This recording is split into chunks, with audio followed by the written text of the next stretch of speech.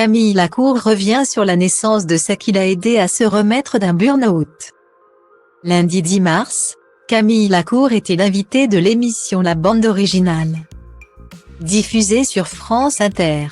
Au cours de cet entretien, le champion de natation est revenu sur la naissance de sa fille et comment cet événement lui a permis de se remettre d'un burn-out.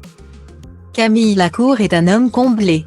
En 2012, l'ancien champion de natation a accueilli son premier enfant, une petite fille prénommée Jazz, issue de sa relation avec l'ancienne Miss France Valérie Bègue. En 2021, il a donné naissance à un fils, prénommé Marius, qu'il a eu avec sa compagne actuelle, Alice de Tolonay. Mais avant de s'épanouir dans son rôle de père, Camille Lacour a connu des heures sombres, notamment après les Jeux Olympiques de Londres en 2012. En effet, le nageur est rentré de la compétition au fond du trou. J'avais le sentiment que peu importe ce qu'il y avait autour de moi, il fallait remplir un vase cassé. Je n'avais plus aucune motivation pour rien. Quand c'est aussi violent, et qu'on remet tout en question. C'est horrible, avait-il expliqué lors d'un entretien accordé aux Parisiens. Lundi 10 mars, au cours d'un entretien dans l'émission La Bande Originale, Camille Lacour est revenue sur la naissance de sa fille et comment cet événement lui a permis de se remettre de son burn-out.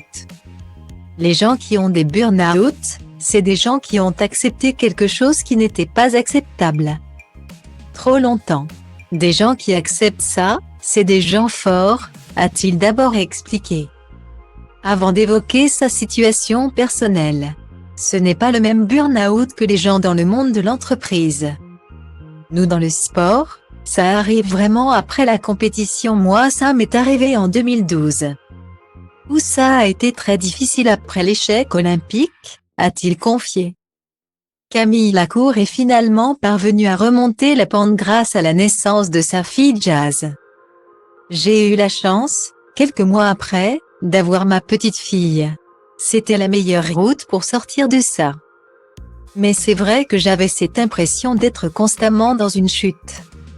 Un matin, je me suis dit, non, c'est moi qui décide quand est-ce que l'impact se passe et quand est-ce que je me relève. A-t-il ajouté. Des confidences touchantes.